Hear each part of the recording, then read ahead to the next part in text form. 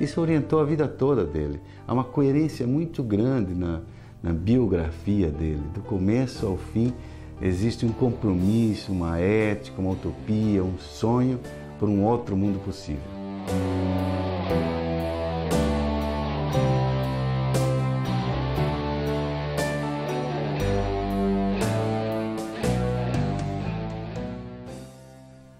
Paulo Freire continua sendo importante, porque ele despertou nas pessoas a crença de que era possível mudar o mundo. Isso o tornou insubstituível como educador. Isso o torna insubstituível hoje. Essa condição de Paulo Freire de despertar tanta gente no mundo, até hoje continua fazendo isso, porque é toda uma obra orientada por esse fio condutor de generosidade, de altruísmo. Há na obra de Paulo Freire uma imensa reserva de altruísmo. Portanto, de generosidade, de bondade, que são as características da humanidade.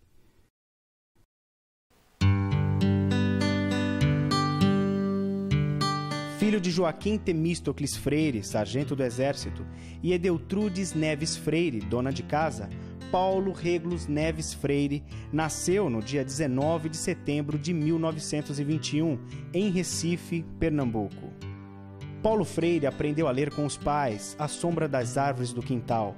Sua alfabetização partiu de suas próprias palavras, palavras de sua infância, de sua prática, de suas experiências como criança. Cedo, Paulo Freire sentiria um mal que assolava milhões de brasileiros: a fome. A crise de 1929 obrigaria a família Freire a mudar-se para Jaboatão, a 18 quilômetros de Recife. Aos 13 anos, Paulo perde o pai. Com isso, seus estudos secundários foram adiados. Só voltaria para o então ginásio com 16 anos, quando seus colegas tinham 11 ou 12. Mas, vivendo em Jaboatão, correndo pelos campos, jogando futebol, Paulo se encontrava com filhos de camponeses e operários que moravam em morros e córregos. Essas experiências foram moldando em Paulo Freire uma forma diferente de pensar e se expressar, que era a sintaxe popular, a linguagem popular. Paulo Freire queria muito estudar, mas as condições econômicas não o permitiam. Paulo tentava ler ou prestar atenção, mas a fome dificultava. Mais uma vez, a experiência lhe ensinava a relação entre classe social e conhecimento. A situação melhorou quando seu irmão mais velho começou a trabalhar. Paulo começou a ir melhor na escola. Seu interesse por linguagem, gramática e filosofia foi crescendo. Ao final do antigo colegial, Paulo já lecionava gramática. Paulo Freire ingressou na Faculdade de Direito do Recife. Nesta época, conheceu Maria Elza Maia Costa de Oliveira, professora primária, alfabetizadora, com quem se casou em 1944. Freire, com 23 anos, trabalhava como professor secundário. Foi Elza quem o estimulou a se dedicar aos estudos de forma sistemática, chegando mesmo a colaborar no método que o tornou conhecido. Com ela, teve 5 filhos.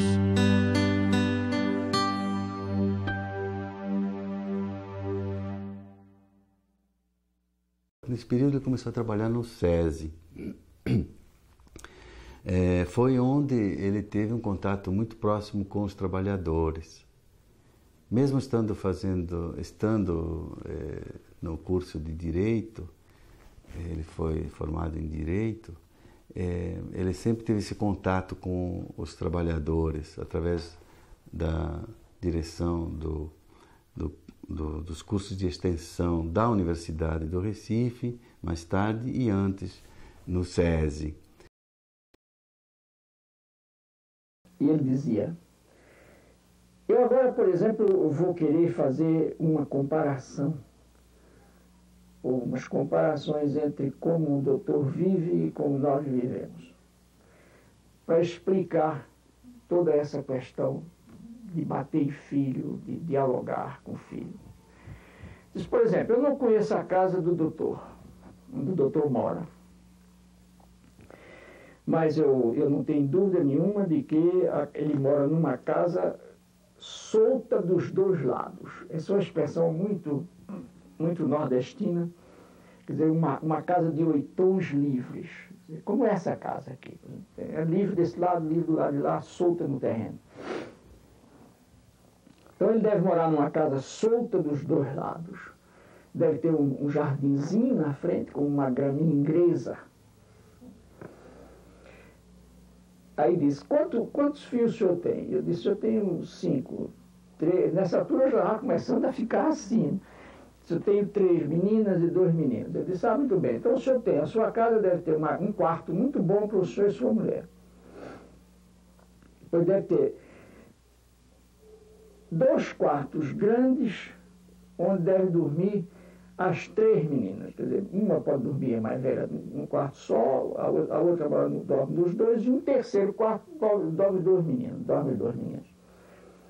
Então o senhor deve ter um quarto para seus livros. O senhor é doutor, tem que ter livro. Tem os seus livros aí. Agora, tem uma boa cozinha com toda a linha Arno. Isso era uma coisa que nos anos 50 se falava muito, a linha Arno. Eu até nem devia fazer propaganda da Arno. Então tinha batedor, tinha isso, toda uma série desses instrumentos primeiros, não técnicos de cozinha. O senhor deve ter um chuveirinho elétrico, toma o seu banho morno. Tem uma sala boa para comer. Os meninos têm comida, têm leite, têm roupa, têm médico. Basta dar um espirro, sua mulher chama o doutor vai lá, o tal do pediatra, examina os meninos e dá o remédio. Quando o senhor chega de noitinha em casa, eles estão já de banho, o último banho já foi tomado. Eles tomam a sopinha deles e tomam a benção, pai, e vai tudo dormir direitinho depois que brinca. E o senhor fica sozinho com sua mulher, vê um cineminha se quiser, vai ao cinema, visita um amigo, volta para casa mais tarde. O senhor dorme bem, deve ter ventilador no mínimo. Agora, se o senhor não tiver diálogo com seus meninos, o senhor é que não merece respeito nenhum. Agora, como é que nós moramos? Numa casa que tem um quarto só que é tudo. É banheiro, é sala, é quarto de dormir, é tudo, com os cachorros misturados. Quando nós chegamos em casa às 8 horas da noite, 7 horas da noite, os meninos estão endiabrados porque não comeram bem, estão sujos, não tem água para tomar banho, porque a gente não tem banho, não tem chuveiro elétrico, a gente não tem água assim solta em casa.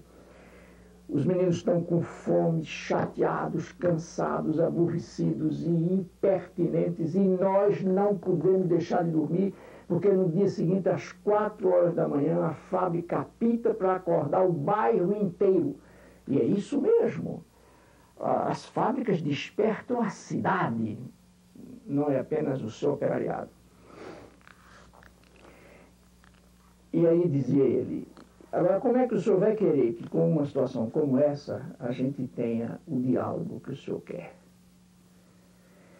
E eu morto, quer dizer, o homem fez naquela noite uma análise de classe que eu não tinha sido capaz de fazer. Em Angicos, uma pequena cidade no sertão do Rio Grande do Norte, à beira da antiga estrada de ferro, começaram uma revolução. É uma revolução de verdade, séria, bem organizada. Sua primeira fase durou apenas 40 horas. É uma pequena revolução cristã, o alvorecer de autêntica reforma de base que está repercutindo em todo o Brasil e que possivelmente logo envolverá o país inteiro. 15 universitários chegam a Angicos para tirar do escuro aquela gente. Voluntários sacrificaram as férias e o conforto de Natal para começar o processo revolucionário da educação. vieram ao sertão para ajudar a salvar o Brasil com honestidade.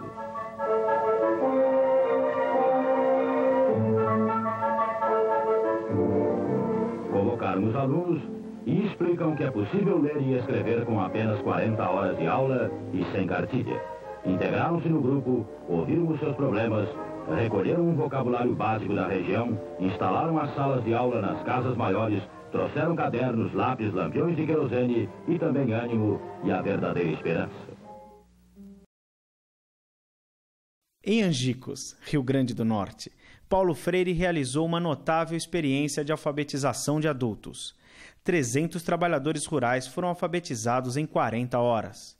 Do sucesso desta experiência, resultou o convite de Paulo de Tarso Santos, ministro da Educação do governo de João Goulart, para que Paulo Freire implantasse um programa nacional de alfabetização de adultos.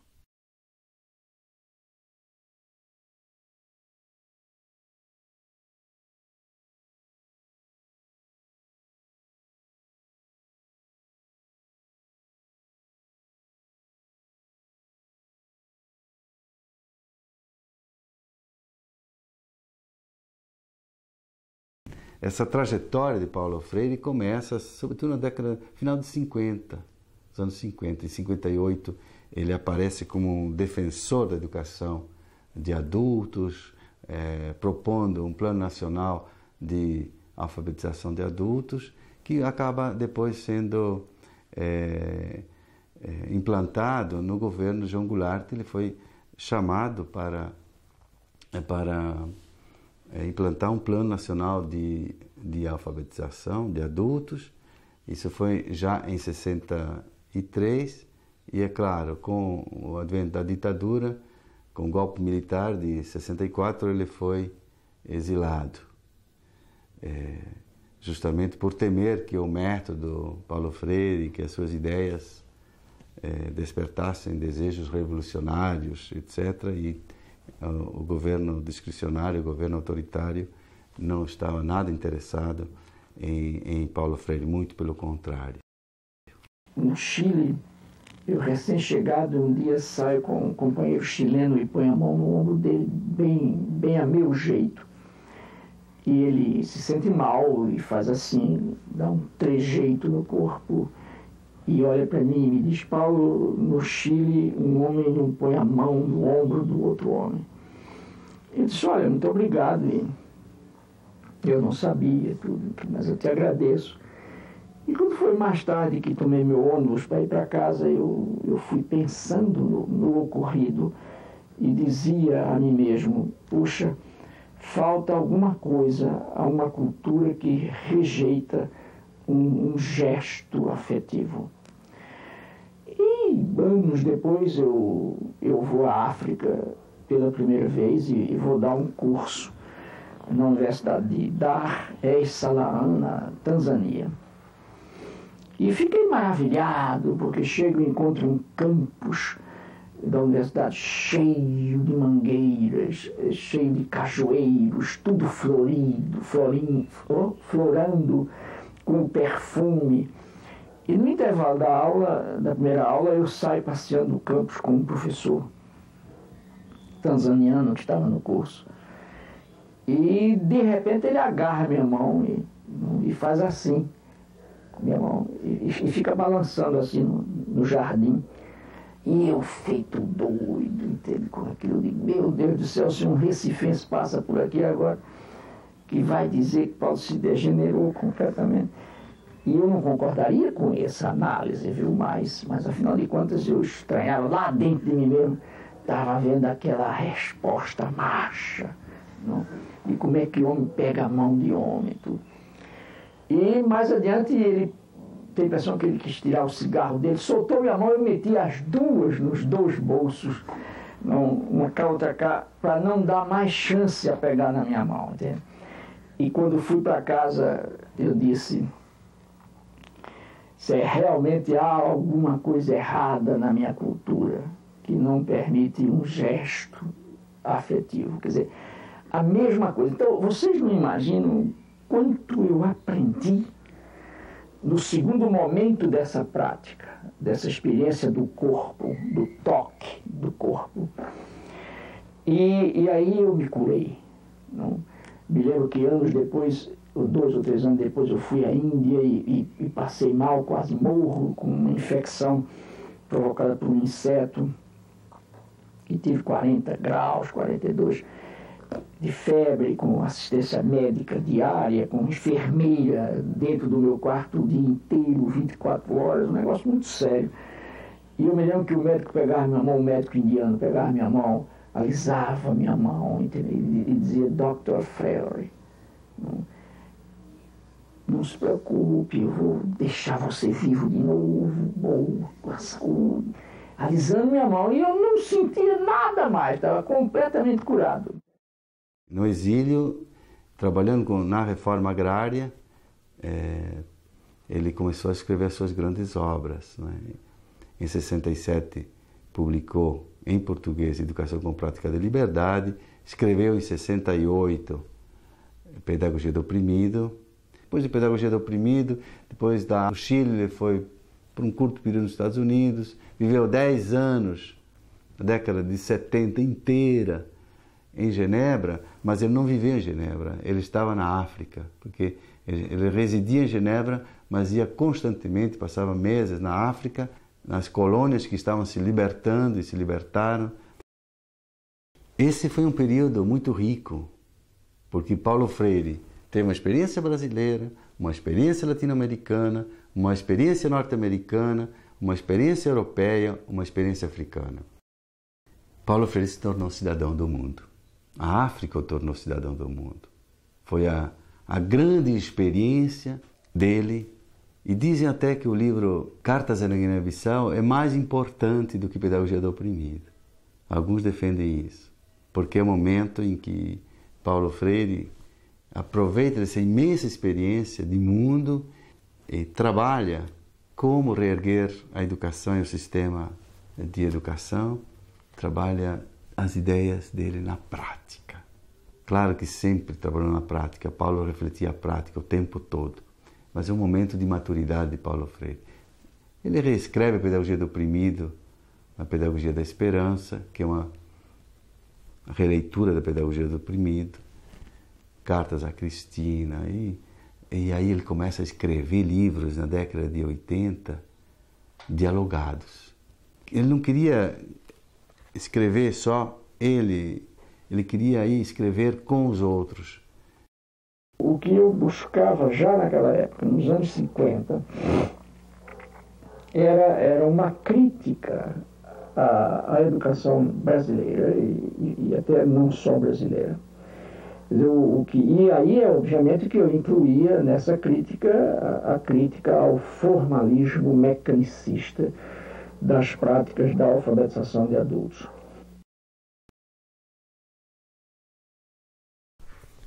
O Paulo Freire disse que não era um inventor de um método. De fato, é preciso entender isso, porque quando se fala em método, Paulo Freire, não se fala em uma técnica, uma mera técnica, né? Se fala numa teoria do conhecimento.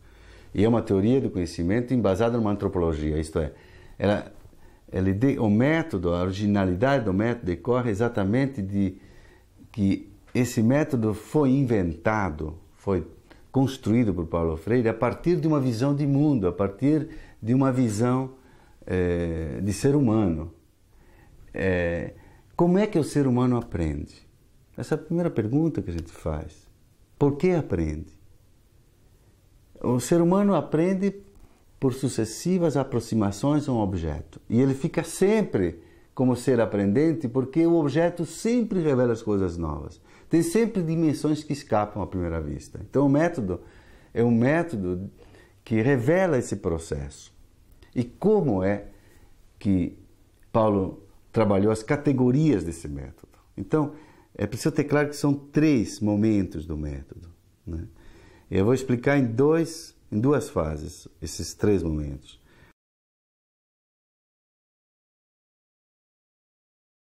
O primeiro momento é o da investigação temática. É assim que ele denominava o primeiro passo, Paulo Freire, que era descobrir na criança, no jovem, no adulto, o que ele já sabe, para, partindo do que ele sabe, conhecer melhor o que sabe e, conhecendo melhor o que sabe, poder conhecer mais do que já sabe. Esse é um processo natural. Para isso, Paulo Freire dizia, não tem outra coisa a não ser motivar, seduzir, porque existe já uma curiosidade no ser humano, jovem, criança, adulto, todos. Ele não se aplica só a adultos, não é um método de educação de adultos. Segundo momento, é o momento da tematização. Isto é, nós vamos descobrir o significado dessas palavras e temas geradores que no primeiro passo nós descobrimos, conversando, dialogando com os educandos. Então, é uma tarefa interativa, educador-educando, porque quem constrói conhecimento é o educando, é um sujeito. Então, não é o educador é aquele que incentiva, é aquele que coordena, que ajuda, não é? Que testemunha a importância do conhecimento e o outro, então, se motiva para desabrochar o seu próprio conhecimento e construir o seu conhecimento. Paulo Freire é um construtivista. Nesse sentido, um construtivista crítico, mas um construtivista. Nesse segundo momento, há então o processo de codificação e decodificação da palavra geradora, do tema gerador, e isso nós chamamos de tematização. Paulo Freire chama de tematização.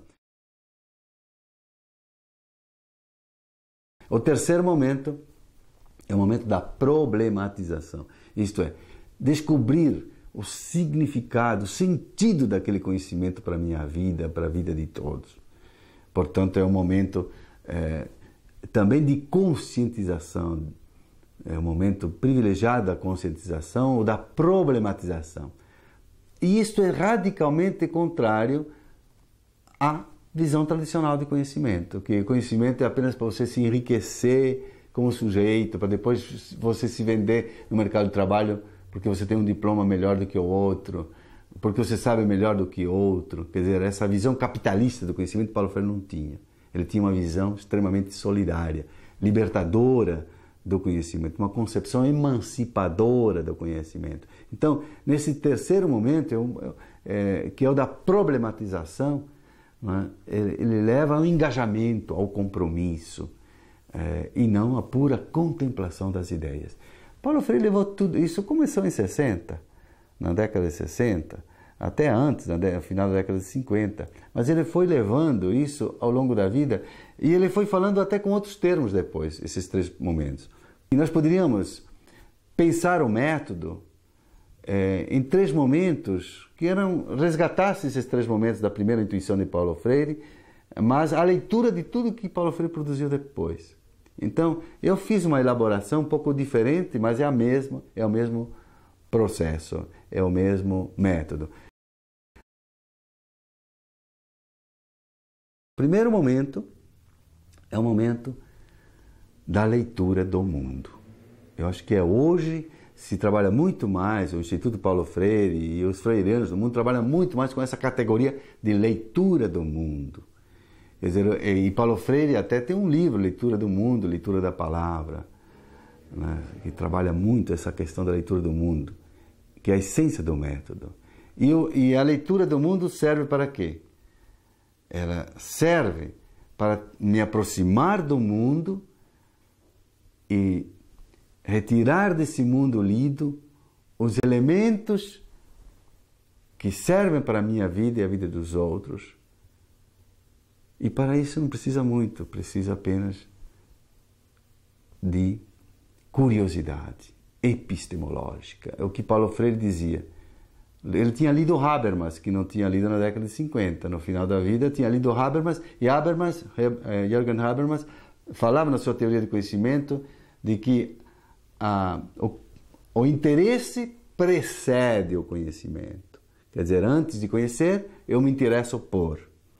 E o Paulo Freire dizia, antes de conhecer, eu sou curioso. Porque todo ser vivo é curioso. Ele dava até um exemplo de uma planta, que é um ser vivo, que se você coloca num lugar escuro, ela se torce até deforma para poder procurar a luz que ela necessita.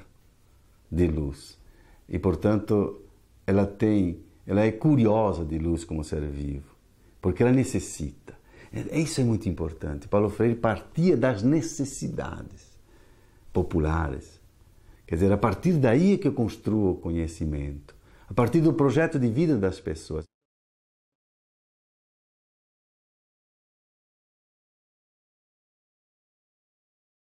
O segundo momento é compartilhar o mundo lido.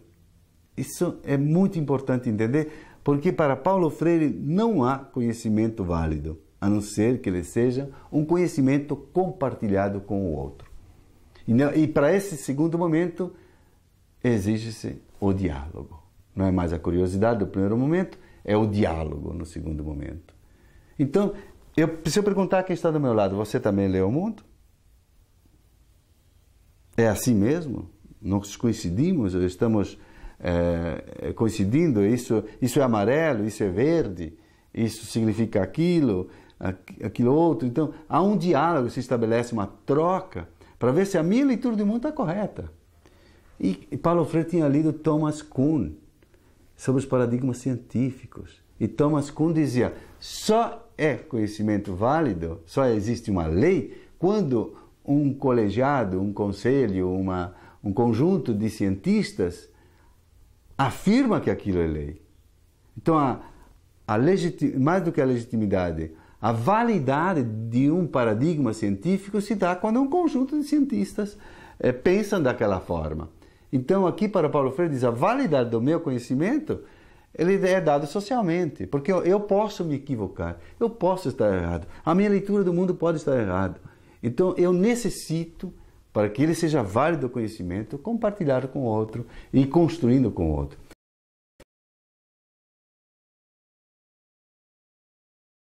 E o terceiro momento é o momento da construção, da reconstrução do mundo lido. Tudo está ligado à questão da leitura do mundo. Se eu leio o mundo, compartilho o mundo lido, agora juntos vamos reconstruir o mundo.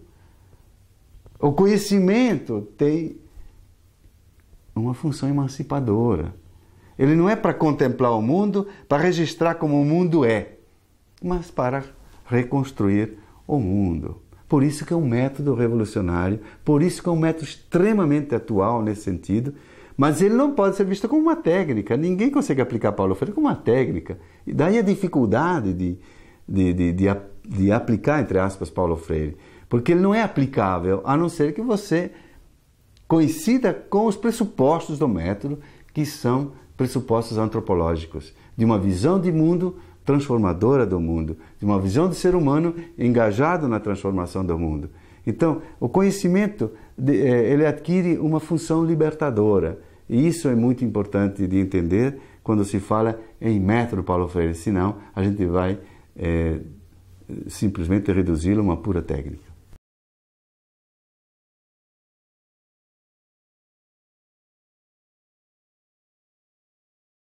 Paulo Freire afirma que existir humanamente é pronunciar o mundo, é modificá-lo. E uma educação como prática da liberdade, que foi a grande causa pela qual lutou Paulo Freire a vida inteira, ela não pode se dar sem o conhecimento do mundo, da realidade em que os educandos estão inseridos. Os educandos, quando chegam à escola, quando chegam à sala de aula, chegam com eles histórias de vida, experiências, saberes, conhecimentos, formas de interpretar a realidade. Esses educandos convivem com uma determinada família, com um determinado grupo, aprendem com essa família a valorizar determinadas ideias, determinados comportamentos, e a escola não pode ignorar essa forma de esses educandos estarem sendo no mundo, estarem interpretando essas realidades. Eles têm uma forma de se expressar, dominam um determinado nível linguístico, têm uma concepção do mundo feminino, do mundo masculino, dos grupos étnicos, raciais, das opções sexuais. E a escola não pode estar alheia a essa forma de pensar, de interpretar a realidade que esses educandos trazem.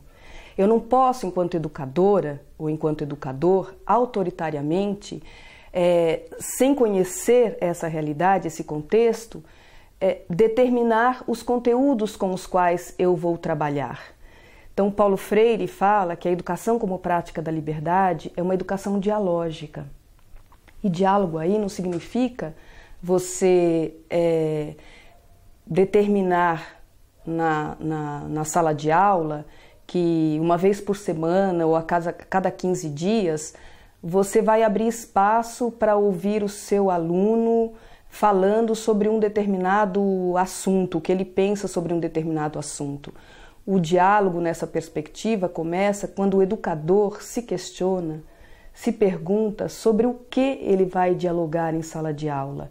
Ou seja, o diálogo começa aí quando o educador pensa no conteúdo programático, com que conteúdos ele vai trabalhar em sala de aula. E esses conteúdos partem desse estudo, desse conhecimento, dessa leitura do mundo, desse contexto em que os educandos estão inseridos. Na nossa experiência com as escolas de Osasco, antes de sairmos a campo para fazer o levantamento desses dados, muitos dos dados a gente levanta na própria sala de aula, em conversas, entrevistas, desenhos, pesquisas com os alunos. Outros dados é preciso que a gente saia, visite a comunidade, entreviste as famílias, converse com os pais, com os moradores. Então, essa investigação, ela também é dialógica.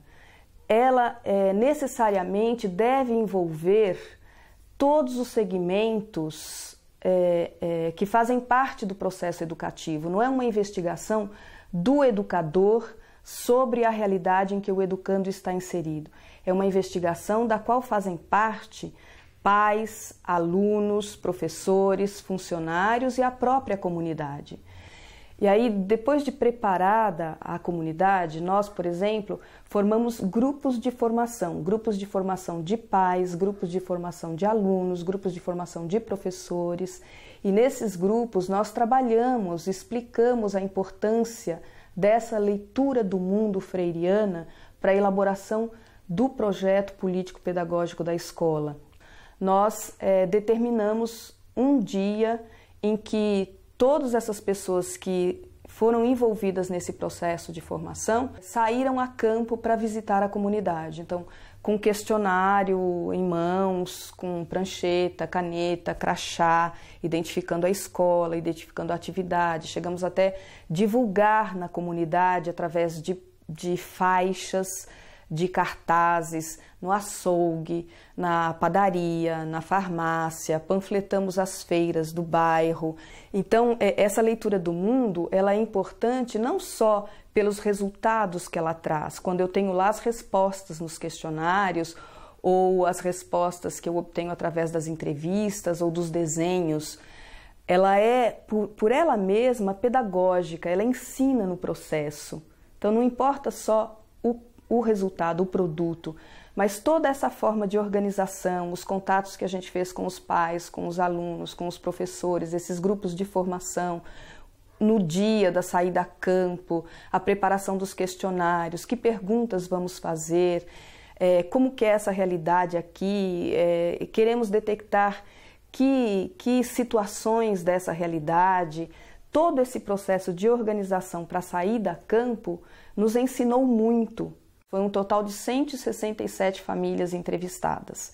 E aí perguntamos sobre o grau de instrução dos moradores, quantos estavam empregados, quantos desempregados, se havia analfabetos ou não, quando ficam doentes, a quem eles recorrem, se há farmácia, se há o posto de saúde, se há hospitais, se há curandeiros, ervas medicinais caseiras, se eles tinham lazer, se havia espaços de lazer no bairro, que espaços são esses, como eles ocupavam esses espaços, o que eles pensam sobre a escola, que contribuições eles poderiam dar para mudar as situações que eles apontavam como situações críticas, dificuldades de existência nesse espaço.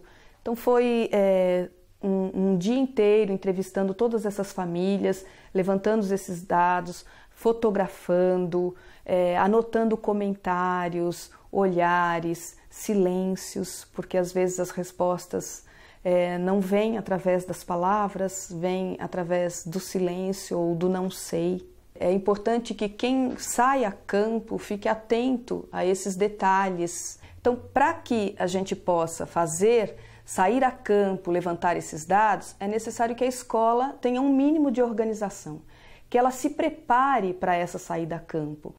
A partir desse levantamento de dados, a tabulação e a sistematização desses dados num dossiê. E essa sistematização é feita também com a participação de pais, alunos, professores. O processo é sempre integrando o máximo possível os diferentes segmentos que compõem a comunidade escolar. Dessa sistematização, nós chegamos às situações significativas dessa realidade. E o que são essas situações significativas? São essas situações que condicionam o cotidiano, a existência cotidiana dessas pessoas. A partir dessas situações significativas, nós chegamos às questões geradoras desse contexto.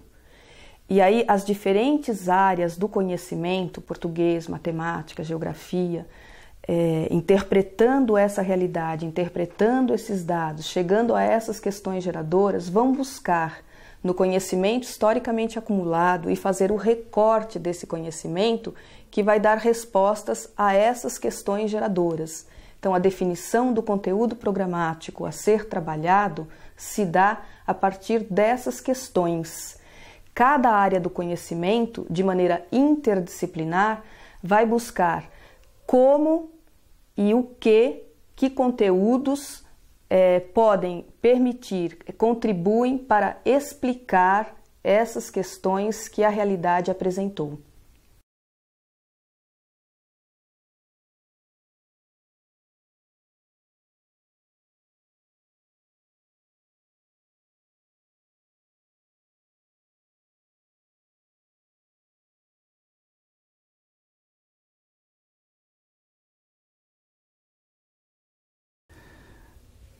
Eu fui professor de História e Filosofia da Educação durante 22 anos. E durante esses 22 anos fui anotando, como todo professor faz, as coisas mais bonitas que aprende e tal. E nesse percurso todo eu fui anotando definições de educação. Eu sempre fui curioso disso. E eu acho que a definição melhor, não é porque estou falando de Paulo Freire, né? Mas a melhor definição de educação é do Paulo. Quando ele dizia que educar-se é impregnar de sentido cada ato cotidiano. Ele usava até a expressão encharcar. Ele era muito epidérmico, Paulo, né? Encharcar de sentido. Molhar de sentido. Quer dizer, a gente só aprende mesmo quando aquilo que está aprendendo é significativo para a gente. Nós não aprendemos nada que não seja importante para nós. Aí podemos até aprender por imposição, mas nós vamos esquecer. E faz bem esquecer. Faz bem à saúde esquecer coisas ruins que a gente aprende por obrigação, né? Então, acho que essa definição, para mim, me satisfaz muito. Quer dizer, eu me educo apenas no momento que aquilo que eu estou aprendendo, me relacionando, porque os conteúdos não são só curriculares, do saber científico, técnico. Existem conteúdos atitudinais, conteúdos das pessoas, das relações. E Paulo Freire fica muito atento a essa coisa das atitudes. Não é um palmo de conhecimento que me faz diferente. São atitudes que eu posso ter com os outros, que me faz um ser educado, não é? Então eu queria partir dessa definição de educação para situar nessa concepção de educação de Paulo Freire como é que ele via o conhecimento. Em primeiro lugar, nós aprendemos ao longo de toda a vida. Isso está claro. Porque no último livro dele, Pedagogia da Autonomia, ele fala que nós somos seres inacabados e por isso que estamos aprendendo sempre. Então nós temos que nos reconhecer como seres inacabados e continuar aprendendo ao longo de toda a vida. é incrível como Paulo realmente dá uma resposta muito atual, porque hoje se fala muito em educação permanente, educação contínua, e é exatamente isso que Paulo Freire tinha como base de sua teoria. Não há tempo próprio para aprender, aprendemos a vida toda. Segundo, aprender não é acumular conhecimentos. E hoje, sobretudo, os conhecimentos são tão voláteis, as informações envelhecem tão rapidamente que não adianta ficar acumulando informações, não é? E dados, datas, fatos, não é? Porque isso vai logo ser superado, não é? O que não é superado é a nossa capacidade de continuar aprendendo. Por isso que a terceira tese, digamos, de Paulo Freire sobre aprendizagem é que o importante é aprender a pensar e a pensar a realidade, não pensar pensamentos e reproduzir pensamentos. Uma quarta tese é de que decorre de toda a sua obra, da leitura da sua obra, é que é sempre possível aprender, é um sujeito que aprende e não é um coletivo que aprende. Nós aprendemos em contato com o mundo, com o outro, mas é sempre um sujeito que aprende.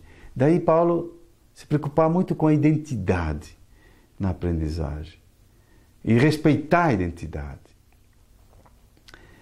Uma vez me perguntaram qual era, inclusive, das teses de Paulo Freire a mais importante, que estava ligada ao êxito da obra dele, por que era importante no mundo. Hoje ele está sendo... existem freirianos em 90 países, segundo nossos fichários aqui, nossa Unifreire aqui no Instituto Paulo Freire, nós catalogamos os autores que estudam Paulo Freire e já conseguimos catalogar 90 países, em 90 países. Por que ele foi importante e atraiu, houve ressonância nesses outros educadores, esse pensamento de Paulo Freire? Justamente porque a teoria dele é uma teoria de respeito do outro. Paulo Freire não... Mesmo a teoria é muito próxima da vida dele também, quer dizer, você tem em Paulo Freire uma coerência absoluta entre a teoria e a prática. Por isso que ele era um ser também que respeitava o outro, que não humilhava o outro, que não estressava o outro. E a sua teoria também é uma teoria que tem um respeito profundo pela identidade do outro. E hoje, nesse momento em que existe tanta dificuldade de diálogo no mundo, né? Porque há guerras, há todo um conflito que está se armando no mundo o tempo todo, parece que estamos sempre querendo encontrar um inimigo e separando o bem do mal. E Paulo Freire nos dá uma teoria que nos orienta, que é a teoria do diálogo, do respeito pelo outro. Então, o aprendiz é um sujeito e tem que ser respeitado na sua própria identidade. Se ele não tem identidade, se não tem autoestima por ele mesmo, dificilmente ele aprende. Então, isso faz parte da teoria do conhecimento dele. E, finalmente, uma última tese. Só aprendemos quando aquilo que estamos aprendendo faz parte do nosso projeto de vida.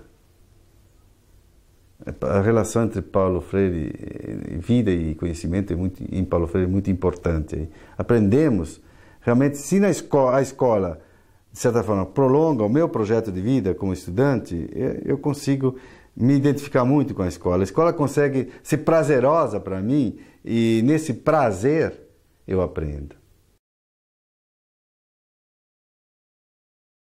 Então, se educar é impregnar de sentido na nossa vida, o educador é quem? É o profissional do sentido. Então, uma consequência lógica que eu tiro daí é um profissional que orienta, que ajuda, que nesse mar do conhecimento, porque há espaços de conhecimento hoje múltiplos, a escola é um deles, né? Mas a escola tem um específico. E tem um profissional específico que é um profissional do sentido, que dá sentido, que constrói sentido. Eu tiro isso como uma consequência já estou tirando, claro, continuando um pouco a partir do que Paulo Freire nos legou, tirando consequências do seu pensamento com relação ao professor. Então, é muito mais um animador, é muito mais um organizador da aprendizagem do que um lecionador que fica dando aulas apenas, né? Comunicando apenas, dando comunicados. Ele ajuda a organizar o trabalho. E não é isso que é a coisa mais importante, é o aluno ter capacidade de organizar o seu trabalho, de caminhar por ele mesmo, de ter autonomia intelectual. Esse é um papel fundamental da educação, fazer com que o aluno tenha autonomia intelectual e consiga andar com as próprias pernas.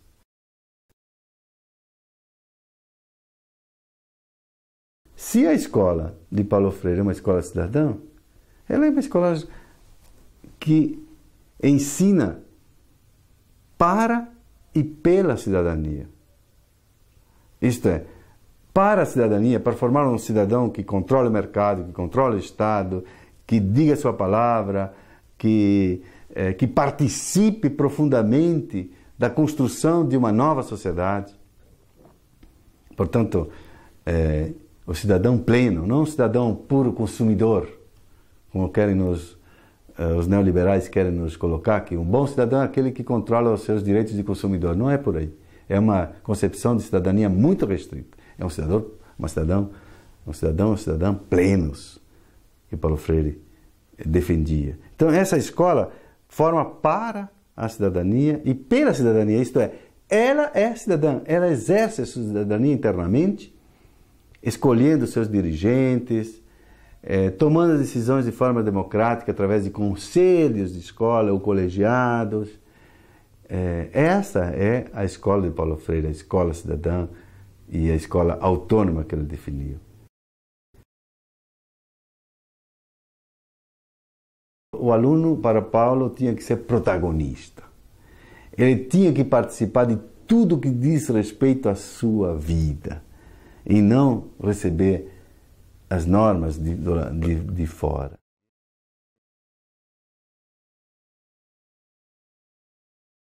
Infelizmente, eu acho que o sistema é o que mais segura a introdução dessas ideias nas escolas. Quer dizer, freia. Ela é um peso morto da história, esse sistema que nós temos. Um sistema arcaico, um sistema que não incita as pessoas para o aprendizado. Por isso que mais de 80% dos jovens, das crianças, não gostam de ir à escola, segundo pesquisa recente.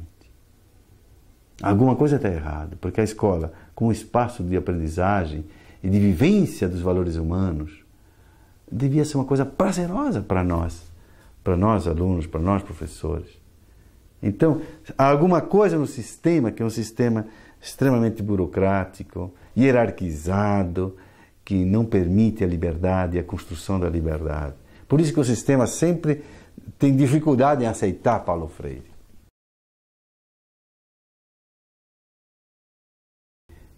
O conhecimento não é só histórico, isto é, depende do contexto histórico. Não é só epistemológico, isto é, o conhecimento ele está ligado a uma ciência, uma teoria das ciências, né? Uma episteme, né? O conhecimento não é só lógico, isto é, ele está articulado por uma linguagem, ele é também dialógico. Isso Paulo Freire trabalhou muito, essa dialogicidade do conhecimento. E no diálogo a gente constrói e muda o mundo. Na opressão, na relação puramente unilateral, que a escola tradicional ela é sempre unilateral, de cima para baixo, e ela sempre procura incutir ideias, doutrinar. Ela é doutrinadora, a escola tradicional. É doutrinadora, ela quer formar gente, em vez de querer formar-se formando. É dialético. A dialética é revolucionária e transformadora. E Paulo Freire é um dos pensadores dialéticos. Não é? Quer dizer, ele leu Marx, ele leu Habermas, ele leu Gramsci, Claro que ele fez uma síntese própria. A contradição é o berço da mudança, é o berço da liberdade, é o berço da transformação. E a contradição se dá apenas quando existe diálogo. O conflito não exclui o diálogo gera conflito e o conflito pode gerar diálogo. E Paulo Freire trabalhou muito com essa relação de diálogo e conflito o tempo todo. E o conflito tem que ser humilde, tem que reconhecer que a gente só conhece um pouco da realidade e que a gente vai somando esses conhecimentos e aumentando o conhecimento. E aumentando e socializando esse conhecimento. Quer dizer, a revolução está exatamente nesse compartilhamento do mundo que exige solidariedade, diálogo.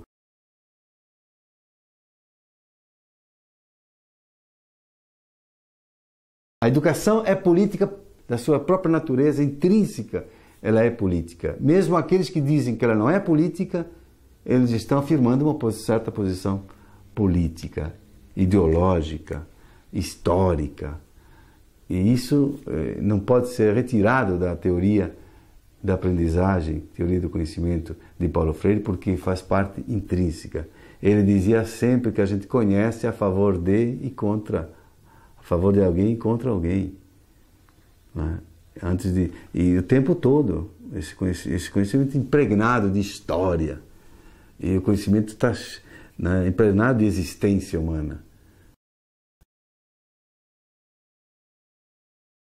A solidariedade é uma condição de sobrevivência.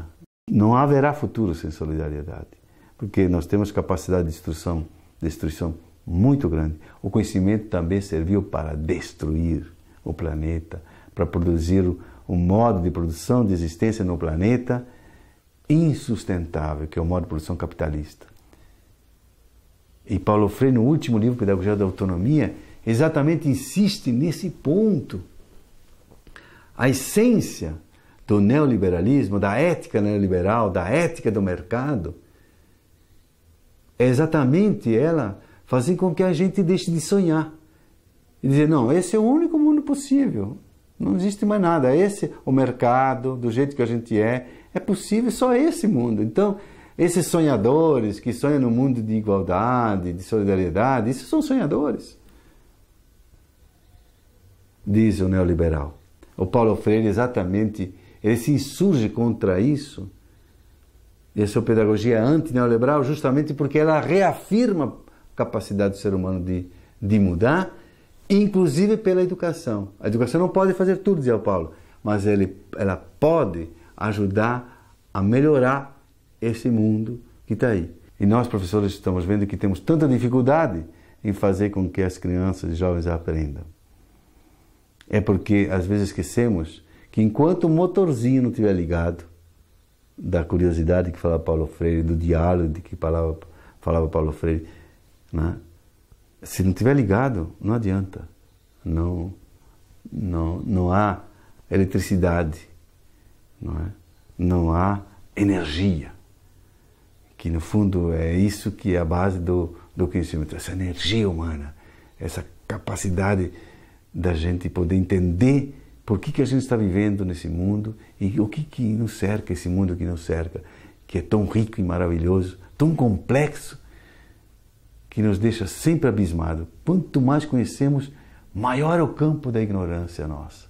Descobrimos que é maior o campo da ignorância. E essa humildade diante do conhecimento e do mundo deve ser despertada por um professor que é educador na perspectiva freiriana. Paulo Freire sabia que o nome dele era maior do que ele enquanto pessoa.